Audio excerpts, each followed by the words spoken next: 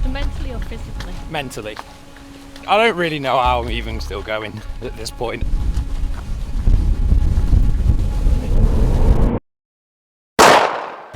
This is a marathon, a 42.2 kilometre or 26.2 mile endurance race that's widely regarded as one of the toughest physical challenges a person can tackle.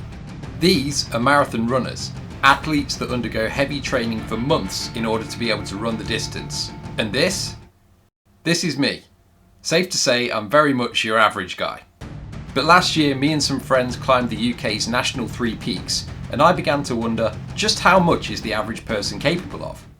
Could I run a marathon without training?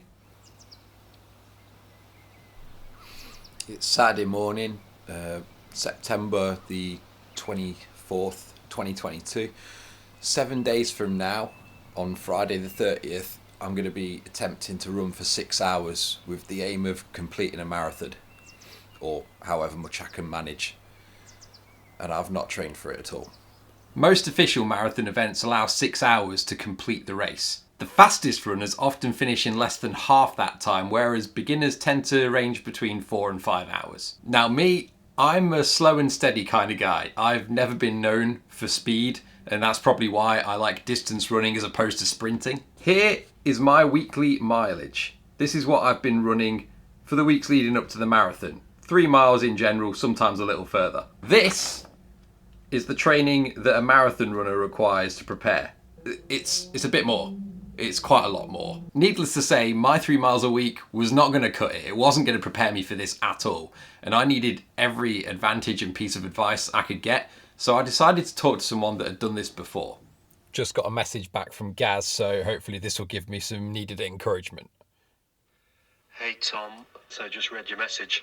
Understand this is going to suck big style. Expect pain, bit of suffering, so don't be surprised when it happens and be prepared for it. I needed to know more, so the night before the run, I rang him up and we had a chat. Thanks for doing this, mate. I guess I was just thinking about sort of where to draw the line when it comes to injury and that. I'm not a doctor, as you know. What I will say is your body will present problems to you that you will 100% catastrophize about. My best advice is to make some defined things that warrant stopping. Horrendous blisters aren't going to be a reason, in my mind, to stop. Pain in your joints, again, that's going to happen. You're right to be excited and nervous. They call it type 2 fun. You won't enjoy it in the time, but you'll look back on it and you'll be like, no, I'm pleased I did that. Other people won't get it, like, why are you doing that? That's crazy.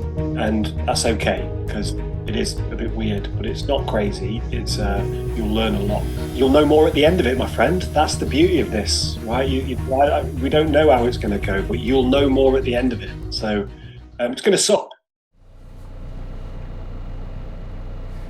This is it.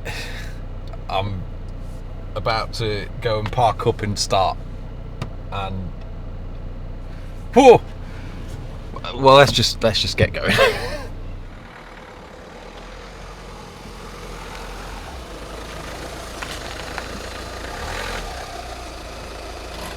Here begins my attempt to run for 6 hours solid, and this is the video documentation of my descent into madness.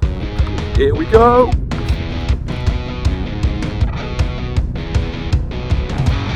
The location I'd picked out for this challenge was Watermead Park, a country park near Leicester that surrounds several lakes. It's super flat, which makes for easier running, which is great because I needed all the advantages I could take. Plus, I knew that if I parked up at Lears Lake, I'd be able to run 5 or 10k circuits without ever being too far away from my van if I needed more food or water. Just past 10k, still feeling good. Little bit achy in the knees, but that's normal. I just beat my fastest time for it as well, which I'd kind of thought I would like to do, but I wasn't sure it was a good idea, but it's happened anyway, so ideal. Just got to plod on now, nice steady pace and get the rest done. It's only really now looking back that I can see all of the little mistakes that I made right at the start of this run. Previously, I'd only ran past 10k a couple of times in my life, so to go out and break my personal record for time, it wasn't a smart move. I kept going till just past halfway, and then I made my first stop to refuel. Okay, so I'm at 22.3 kilometers now, which means I'm over half a marathon, but I have started to feel a bit lightheaded, so I thought it was time to refuel at the van, just stretch my legs a bit and sit down for 2-3 minutes before I carry on. This is already the longest and furthest I've ever ran for, so we're doing good. We're doing good. This is now the point where I start reassuring myself, because in my mind I'm like, flipping heck, I'm tired. The next 10k was much slower. You can see in the clips where I'm talking to the camera that I'm really starting to struggle both physically and mentally. I've just stopped for a second. I'm at 16 miles, well, just over 16 miles, so I think I'm at 16 and a half, which means I've got less than 10 miles to go. But oh man, everything hurts. I didn't realise like how much stuff that isn't even to do with your legs would start hurting. My lower back hurts. My t-shirt is chafing against my nipples, which, too much information, I know, but that's what's happening. I know that it's way past halfway, but 10 miles seems like such a long way right now. But I've got to keep pushing on. I can do it. I can do this. The wall is where your body has used up all the glycogen in its muscles. You cramp like crazy, your head starts to think massively negatively, and you just want to stop. In your mind, you are done. There's no way that you could go on. The whole point of this challenge was to push me. I've done so much already, and it just seems like it feels like I've got to do the same again when I don't. I'm 3/4 done. Oh, I want to have a little cry. I felt like I just had nothing left in the tank whatsoever at this point. I was struggling so much, and I was determined that I was going to finish, but it was just really beating me down mentally. I can't even begin to tell you how happy I was to have Shah there with me for the last bit of the marathon. It probably doesn't look like it because I'm an absolute mess and I've just got this vacant expression over my face most of the time. But it really just helped me pull my head out of that negative mindset that I was spiraling into and just focus on getting the job done. And the end was now in sight. Was it harder than you thought it was going to be? Oh yeah, definitely. Well, I thought that I'd finish the marathon in about 5-ish hours and that I'd have time to do some more to fill up the 6-hour challenge. I've got 8 minutes until it's been 6 hours. I've not finished yet, so I'm gonna have to go over. The pain has been about the same probably since about 30k, but like my brain's switching off pretty much. But I'm even struggling talking.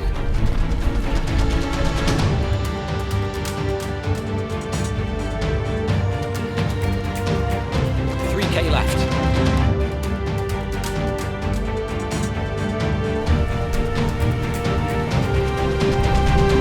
40k! Come on! Come on! 2.2 more. Last kilometre. Last one. I just can't wait to go home.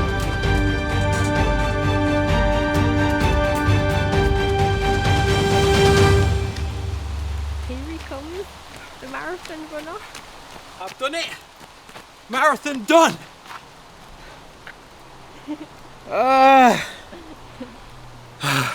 Average pace 9 minutes per kilometre. Well done. Can I have a hug? Yeah.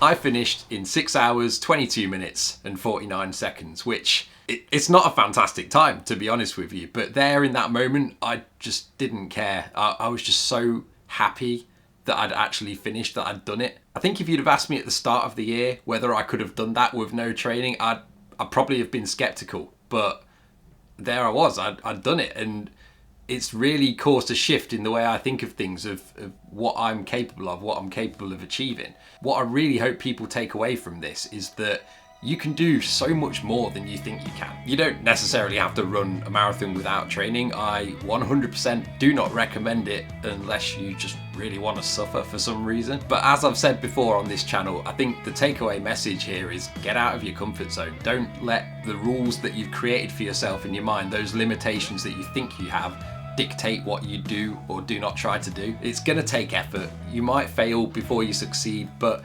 ultimately, a lot of the things that you want to achieve are actually already probably within your grasp and you just don't realise it. So go for it. You might just surprise yourself with how much you're capable of.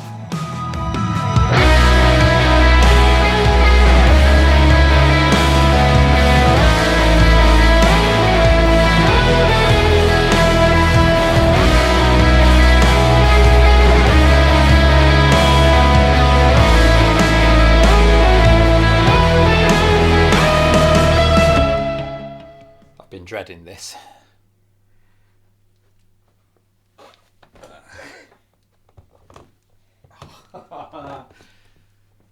Almost there. Not long now. Come on. I did it. That's 2 challenges accomplished today.